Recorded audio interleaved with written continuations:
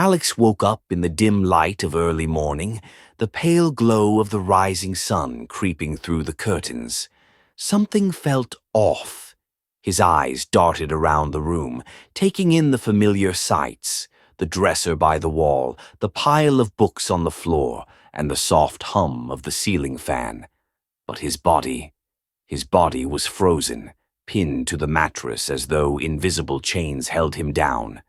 Panic surged. He tried to move his arms, his legs, even his fingers, but nothing responded.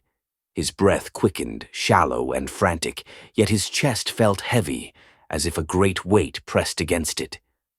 "What's happening to me?" Alex thought, his mind racing for answers. And then he saw it. At first it was just a blur in the corner of his vision, a shadow that didn't belong, darker than the room should allow.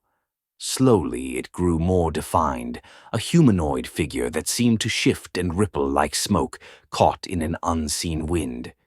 It stood at the foot of his bed, staring, or at least Alex felt its gaze, though it had no discernible face. "Who are you?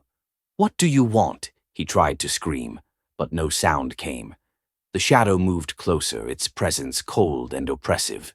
A low, guttural noise filled the room, not quite a growl, not quite a whisper, but something in between. Alex's heart pounded against his ribs. He squeezed his eyes shut, desperate to escape this waking nightmare. Memories flooded his mind. He had read about this. Sleep paralysis. The body still trapped in the mechanisms of REM sleep, leaving the mind awake but immobilized. The hallucinations were a known symptom, the brain's way of making sense of the strange, in-between state. "It's not real," Alex told himself. "It's not real." But it felt real. The cold weight on his chest, the oppressive presence of the shadow figure, the sound that seemed to creep into his ears and lodge in his brain. The figure was closer now, looming over him. He could feel it, a dark energy radiating like static electricity. It leaned down, and though it had no eyes, Alex felt its focus boring into him.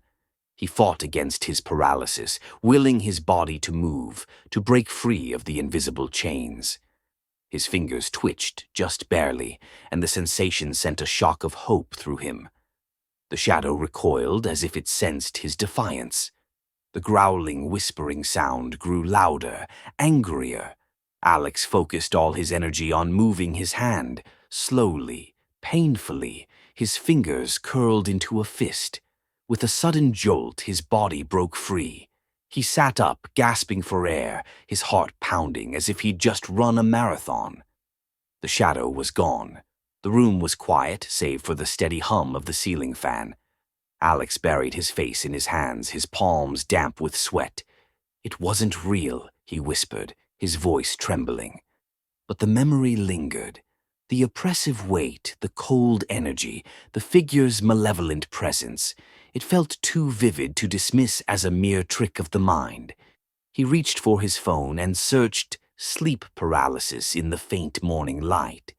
Articles flooded the screen, describing the phenomenon in detail. The hallucinations, the inability to move, the link to stress and disrupted sleep. It was comforting, in a way, to have an explanation. But as he read, a thought crept into his mind. What if the shadow wasn't just a hallucination? What if, in those moments of paralysis, the barriers between worlds are thinner than we think? He glanced at the corner of the room where the shadow had first appeared. It was empty now, just a patch of dim light and harmless shadows.